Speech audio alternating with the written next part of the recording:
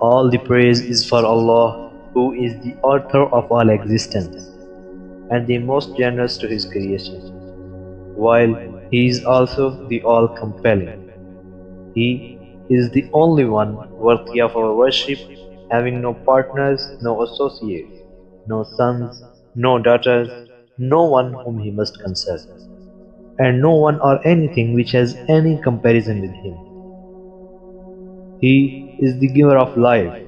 He is the causer of death, while death has no effect upon him because he is the ever living, the self subsisting, the eternal and only absolute. A human being, regardless of who they are or where they are or what they do, they will have this curiosity that they want to know that why am I here? How did I get here? And do I have a purpose? And if so, what is it? The only one who would really be able to answer that question would be the Creator Himself. If there is a Creator, it would be up to Him to tell us why we were created and what He expects from us and what this life is really about.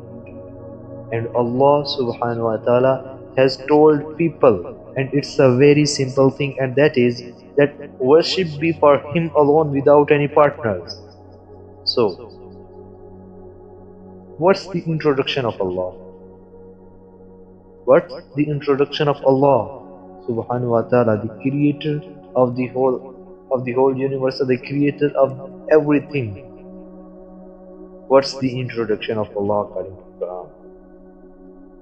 Al-Nazir la ilaha illa hu, beside whom none has the right to be worshipped.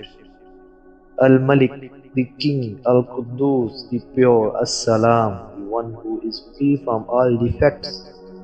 Al-Mu'min, the giver of security. Al-Aziz, the most mighty. Al-Jabbar, the compeller. Al-Mutakabbir, the supreme. Subhanallah. He is Allah, Al-Khaliq, the creator. Al-Bari, the inventor. Al-Musabbir, the giver of form. Lahul Asma'ul Husna, to Him belongs the most perfect of all names. He has the knowledge of everything. He is the first, He has no beginning, and the last, He will have no end. So, I am made by Supreme Deity. Allah subhanahu wa ta'ala has made me, and this is what makes a believer. So the believer believes that someone made them. They didn't just appear, or they didn't just come about from nothing.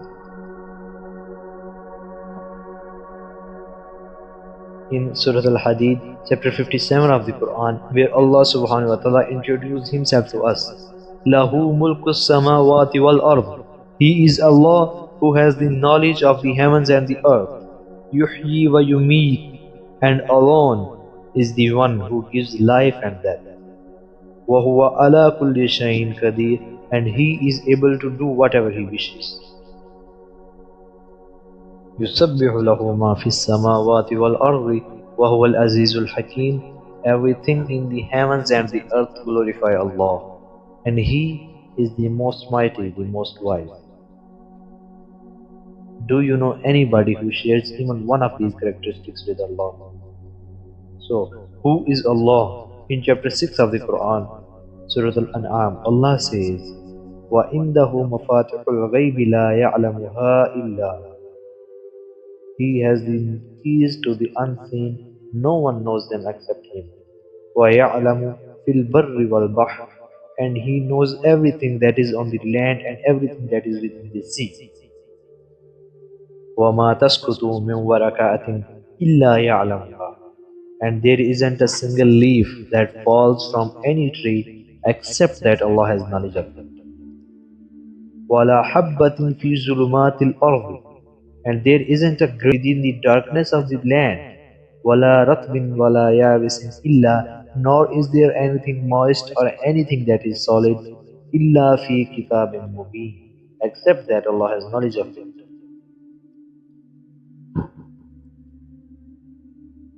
وَسِعَ كُرْسِيُّهُ السَّمَاوَاتِ وَالْأَرْضِ. His throne His throne, according to his majesty, extends over the heavens and the earth, above the waters, above the galaxies, outside the realm of time and space. وَلَا يَعُودُهُ حِفْظُهُمَا وَهُوَ الْعَلِيُّ الْعَظِيمُ. And he doesn't suffer any fatigue. Nothing is taken from him if he gives the whole what it asked for, it doesn't decrease any of his wealth, and sustaining the heavens and the earth doesn't require any effort because he owns it and he sustains it by his will, and he is Aliyul Azim.